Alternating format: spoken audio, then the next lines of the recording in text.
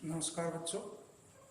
BSc first year के first paper classical mechanics में हम फ्रेम ऑफ रेफरेंस पढ़ रहे थे और फ्रेम ऑफ रेफरेंस में हमारा टॉपिक चल रहा था कोऑर्डिनेट ट्रांसफॉर्मेशन,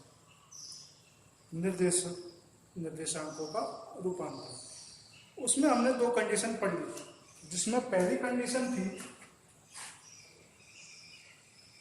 एक फ्रेम है हमारा एस, दूसरा है एच डैश, दोनों क्या है स्टेबल, बी डैश भी 0, दोनों स्थिर हैं लेकिन अलग अलग स्थान पर हैं। तो उस पोजीशन में दोनों के पोजीशन वेक्टर सेम नहीं आते हैं, जबकि बी और बी डैश वेक्टर सेम आते हैं और त्वरण भी दोनों का सेम आता है। ये कंडीशन हमें प्राप्त हुई। उसके बाद दूसरी कंडीशन हमने पढ़ी थी, जब एस डैश, एस तो रेस्ट में है और एस डैश एक नियत वेग से,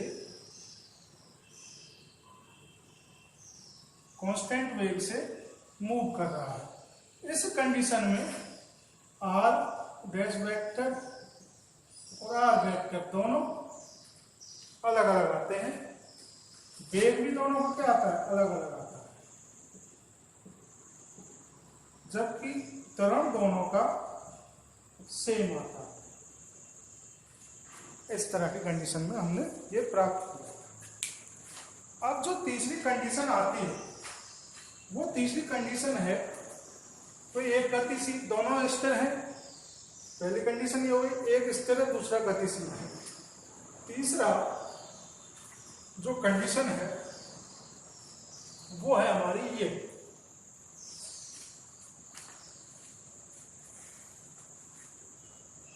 इसको जब बना देते हैं, एक ये हमारा फ्रेम है, रेस्ट फ्रेम है, ये y हो गया, ये x, ये z, इसका नाम है एस फ्रेम, ये इसका पॉइंट O है। इसमें कोई पॉइंट है P,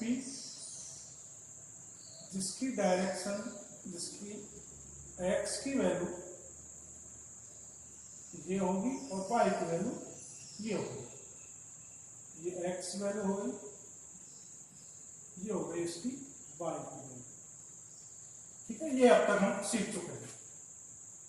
अब जो हमारी कंडीशन के अनुसार एक फ्रेम और है एस डैश, वो कैसा है कि उसकी जेड डायरेक्शन तो एक दूसरे के कोलिनियर है, इसके एक दूसरे के संपादित है एक दूसरे पर, जबकि y और x थोड़े से इसके थीटा डायरेक्शन में झुके हुए। ये एंगल कितना है, थीटा, ये y डैश है और ये फ्रेम है हमारा एस डैश। तो ये भी कैसा होगा, फिर थीटा झुका होगा, क्योंकि इनमें कैसा वो होता है 90 डिग्री का होता है। ये एक्स डैश हो गया और जेड डैश इसके जेड के बराबर है। अब हम यहां से इसको नाम देते हैं ए, ये बी हो गया, बुक के अनुसार नाम देते हैं, यहां पर समझ में आएगा। तो एक्स डैश की वैल्यू क्या आएगी, ये एक्स डैश की वैल्यू आएगी, यहां से इस पॉइंट से ये सीधी वैल्यू एक्स डैश होगी।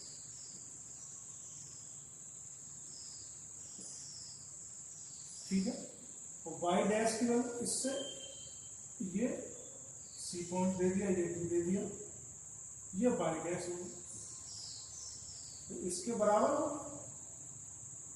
और ये एंगल भी कितना होगा, थीटा होगा। यहां तक आगे समझ में। अब इस स्ट्रक्चर आपको समझ में आ गया, तो फिर ये क्वेश्चन आसानी से समझ में आ जाएगा। अब इतना करने के बाद हम सिर्फ इसमें एक बदलाव करते हैं कि जो हमारा ये पीडी है, पीडी साइड पर ऐसे क्या डालते हैं, परपेंडिकुलर डालते हैं। तो ये परपेंडिकुलर डलेगा ये परपेंडिकुलर इस पे।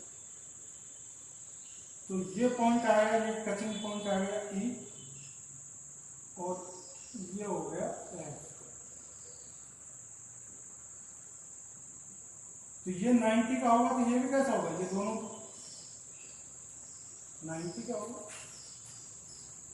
अब ये हमारा डायग्राम तैयार है।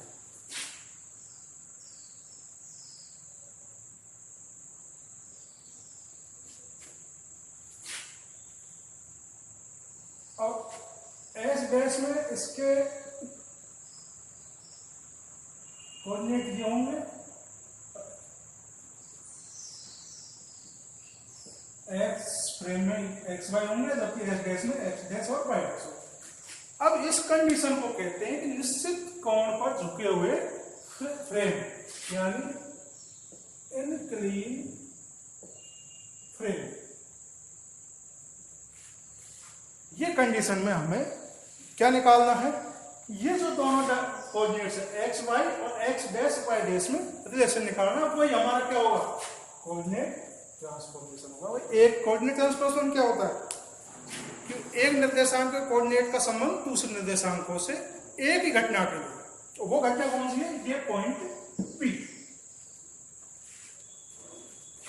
तो ये हमारे थर्ड नंबर की कंडीशन। अब हम इसको कैसे सॉल्व करते हैं। पहला तो हमने इसमें क्या किया है कि पीडी पर अविलंब डाला है बिंदु ए से।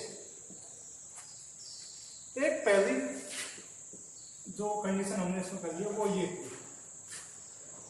तो अब ट्राइंगल त्रिभुज ए ओ ई में, ट्राइंगल ए ओ ई में ये एंगल 90 का, ये कितने का होगा, 90 का होगा। Angle E is equal to 90 degree और angle O is equal to theta degree. ये हमें डायग्राम से पता है, ठीक है। तो अब इसमें हमें ये 90 का हो गया, ये हाइपोटेनस हो गया, ये बेस हो गया, ये परपेंडिकुलर हो गया। तो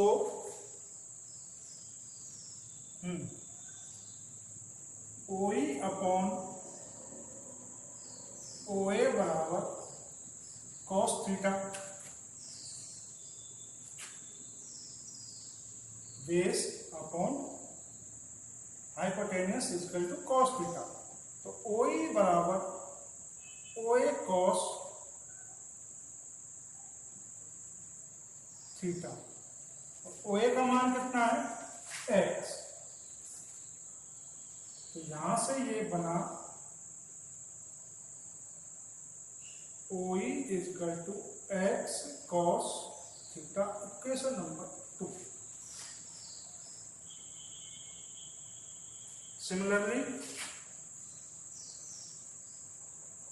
AE upon OA sine theta,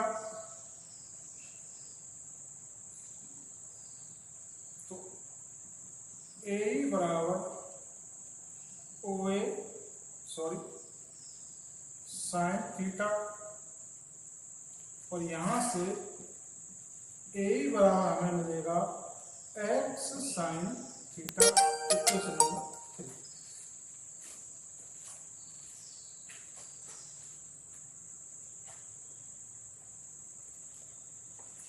ये इक्वेशन आने के बाद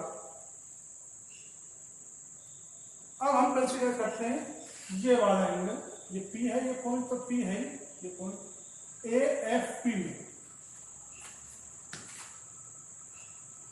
ट्राइंगल AFP में angle F is equal to 90 degree and angle A is equal to theta degree.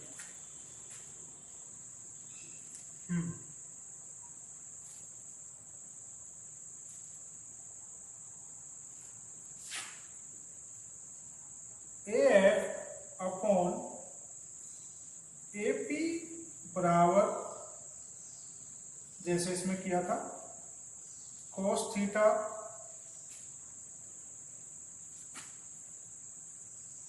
तो AF बराबर AP cos theta is equal to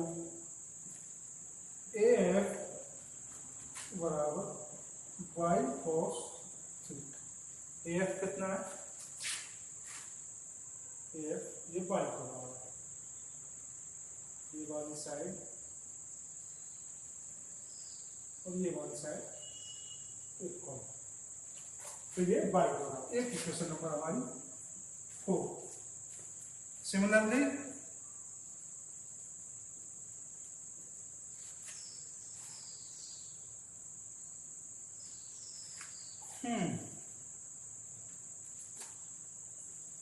PF upon AP sine theta, तो PF बराबर AP sine theta is equal to, AP का मान y है तो PF y sine theta, ये question number हमारी 5। लेकिन हमें वैल्यू चाहिए x डैश और y डैश, इसको मिटा देता हूं, इसका कोई खास नहीं होगा। x डैश क्या होगा? x डैश ये वाला है, यहां से यहां तक, x डैश यहां से यहां तक, यानी PD, P और D इस वाले फ्रेम में देखो। और ये किस किस से बना है? FD plus PF, FD plus PF। और FD किसके बराबर है? OE के बराबर है। इसको और आगे सिंपल कीजिए, OE प्लस PF। OE का मान कहाँ पे है? OE का मान ये यहाँ पे है, तो रखिए वैल्यू x डैश बराबर x cos theta plus PF यहां से रखेंगे y साइन थीटा, और इसको कन्वर्ट करना चाहें हम x dash x cos theta plus y, sorry cos 90 plus theta.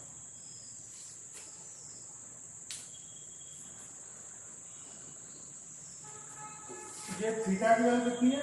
XOX, यहां से शुरू करें हम, XOX डैश, x डैश बराबर x cos XOX dash plus y cos, इसकी वैल्यू कितनी? 90 प्लस थीटा, 90 तो ये हो गया, यहां से ये वाला एंगल 90 हो गया, ये वाला 90 हो गया, थीटा इसमें हो गया, तो ये कितना? XOY dash, XOY dash. ये इक्वेशन नंबर हमारा 6।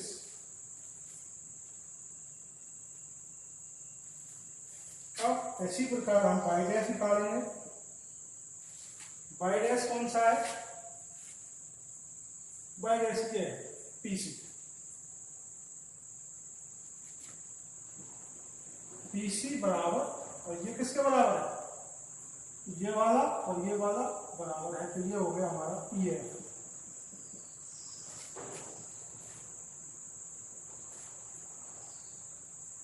EF कैसे निकलेगा? AF minus AE, AF minus AE, तो रखिए वैल्यू, AF कहां पे है? AF ये रहा, y cos theta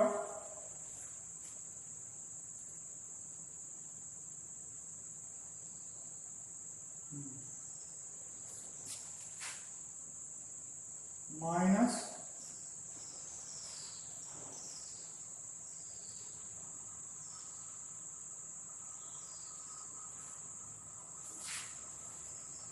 Y cos theta, A E कहाँ पे है, ए ही रहा, एक्स साइन थीटा। आगे तो ए का मान यहां से रख दिया, वाई का मान यहां से रख दिया।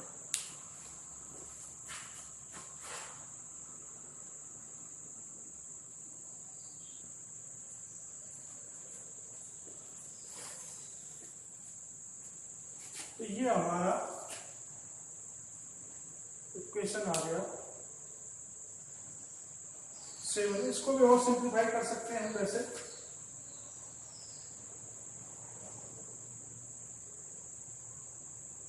Y cos theta X cos theta 90 plus theta,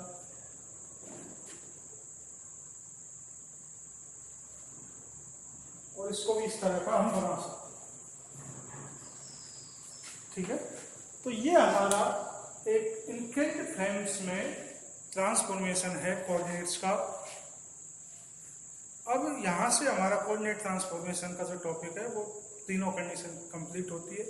उसके बाद अब आप हम अगला जो टॉपिक शुरू करेंगे वो होगा गैलेलियन ट्रांसफॉर्मेशन। इंपॉर्टेंट ट्रांसफॉर्मेशन है क्लासिकल मैकेनिक्स का। उसके बाद कुछ उसमें तो कंजर्वेशन लॉ है वो पढ़ेंगे, जैसे momentum conservation law, energy conservation law, तो वो देखेंगे कि गैलेलियन ट्रांसफॉर्मेशन में वो अप्लाई होते हैं या नहीं होते। तो यहाँ तक आप इसका स्क्रीनशॉट ले लीजिए।